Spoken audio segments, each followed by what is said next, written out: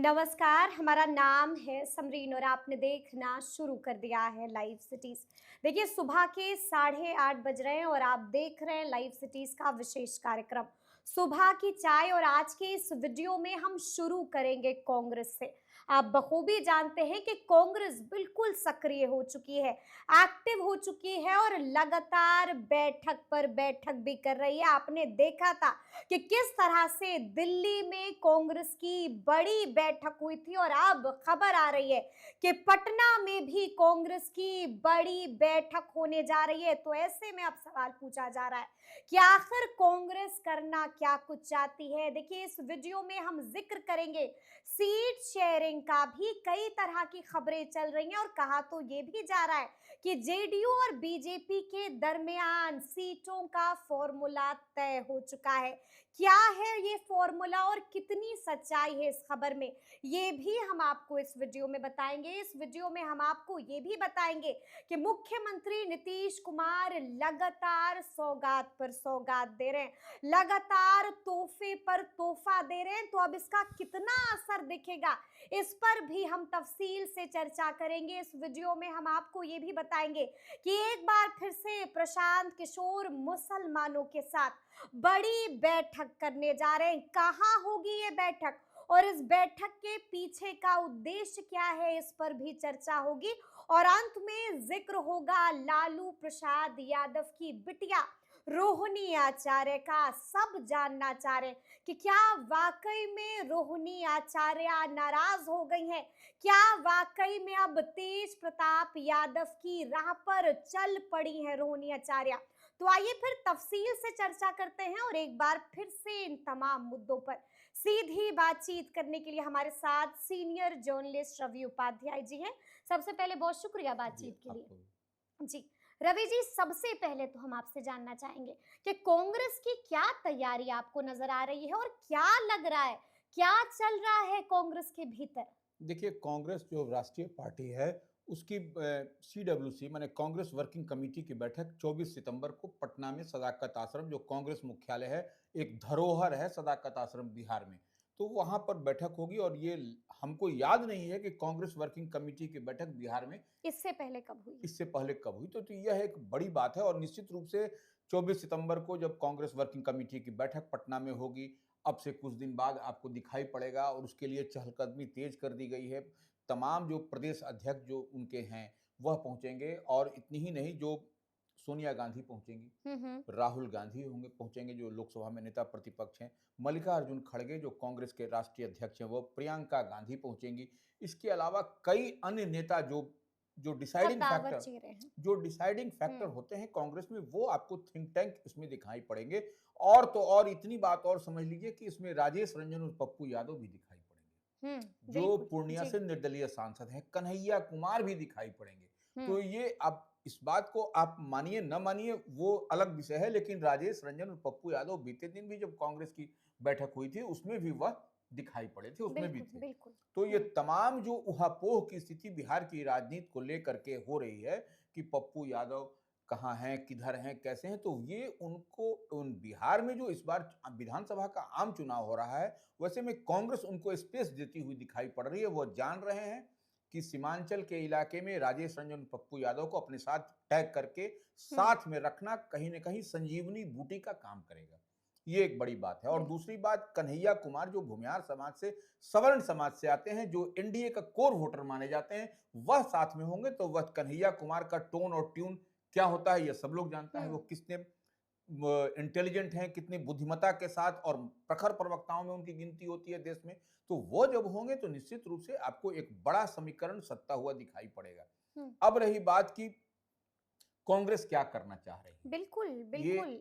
जब आपको सीडब्ल्यूसी की बैठक चुनाव से डुगडुगी बजने से हम्म। पहले बिहार में आपको जब हो रही है, तो इसका मायने बहुत दूर तक लाउड एंड क्लियर है कि आपने चाहती क्या है कांग्रेस, वही अंदर में क्या चल रहा है। निश्चित रूप से यह जी। कोई इस तरीके की बात नहीं। चुनाव से पहले पटना में बैठक, बिहार बिल्कुल। में बैठक, यह कोई मैसेज है। ये इसमें आप समझिए, मानिए नहीं मानिए, दैट इज डिफरेंट। हम्म। लेकिन यह एक मैसेज देना कांग्रेस चाह रही है कि आपने देखा भी था कि एसआईआर के मसले पर जो वोट छोड़ छोड़ माने छोड़ गद्दी छोड़। गद्दी छोड़ का जो जी। नारा लगा था, राहुल गांधी खुद हम्म। 16 दिन तक बिहार में घूमते हुए नजर आए।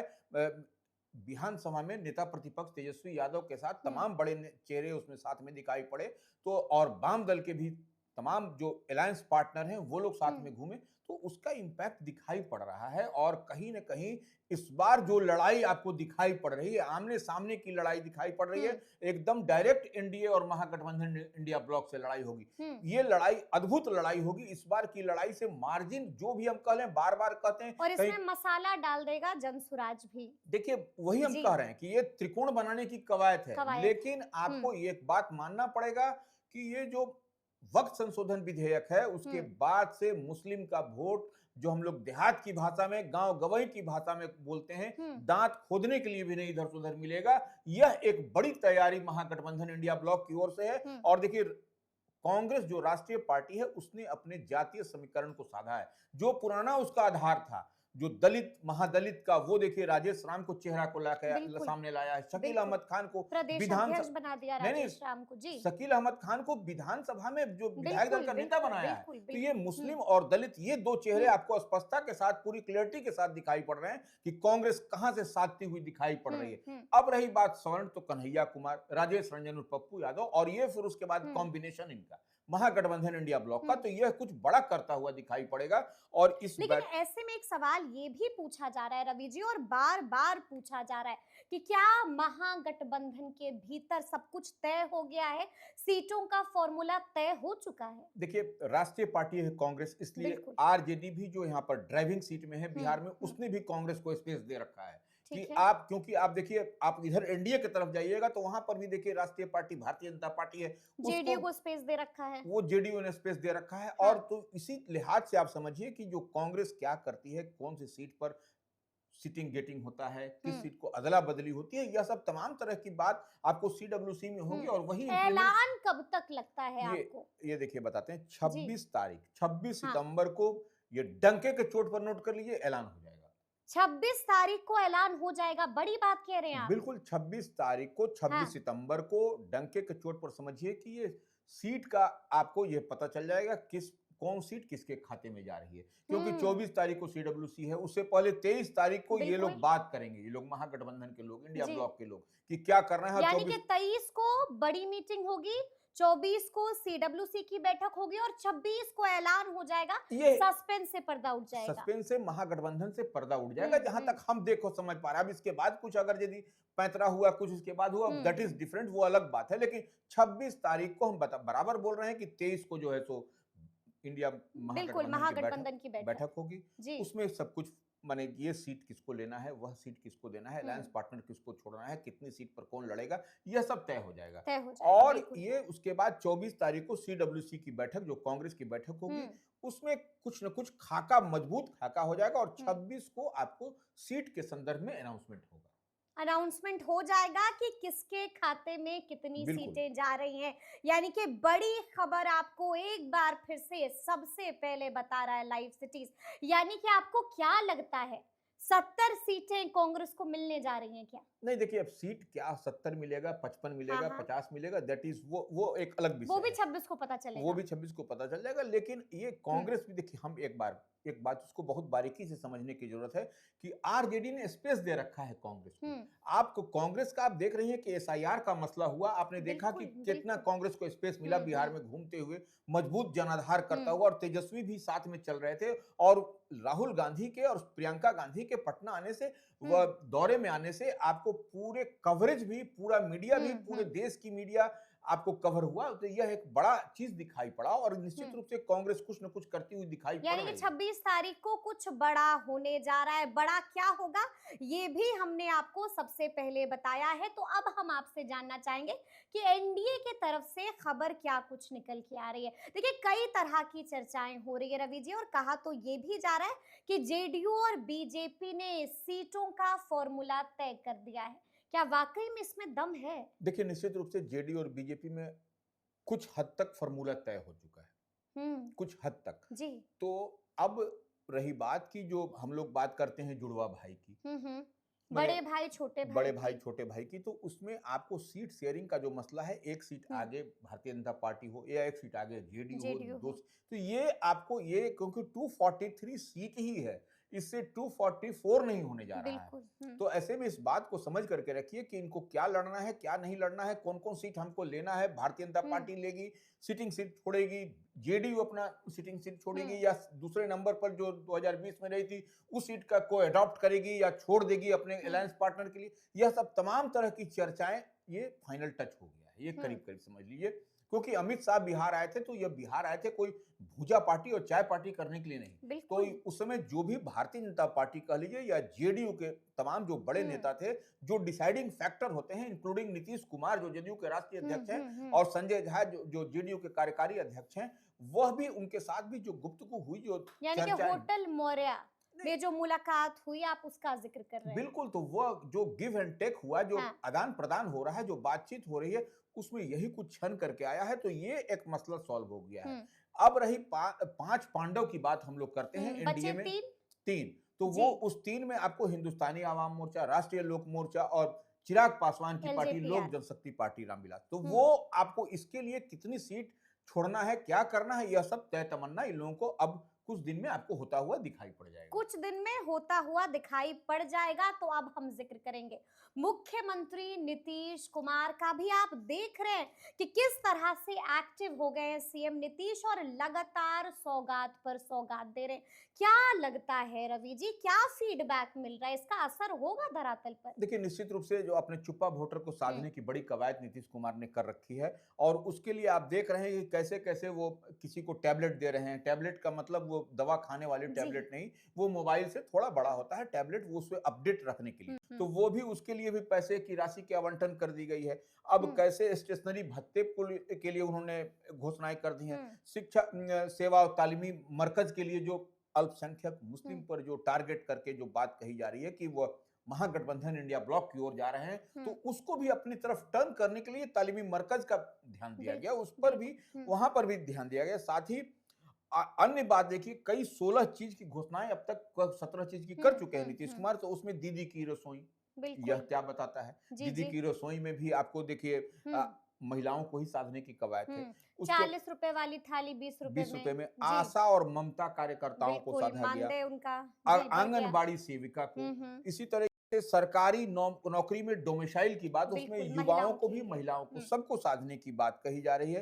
तो दिव्यांग का हम्म। की बात कर लीजिए, या फिर 5 वर्ष में 1 करोड़ नौकरी देने की बात, यह सब तमाम तरह की जो 100 सबसे बड़ा बात 125 यूनिट बिजली मुफ्त, सामाजिक सुरक्षा पेंशन। सामाजिक सुरक्षा पेंशन, जी। वो 10,000 रुपए की बात, उसके बाद से 400 से 1100। 400 से 1100, जी। यह सब तमाम तरह की महिला बात, रोजगार योजना। बिल्कुल, तो ये सब आपको चुप्पा वोटर नीतीश कुमार का कोर वोटर, जिसको कहते हुए हम लोग बार बार इस चीज को जिक्र करते हैं कि पूर्ण शराबबंदी महिलाओं के कहने पर ही नीतीश कुमार ने लागू किया था, तो इस बार वो कहते हैं, तो यही तो है नीतीश कुमार की, वो सौगात पर सौगात दे रहे हैं।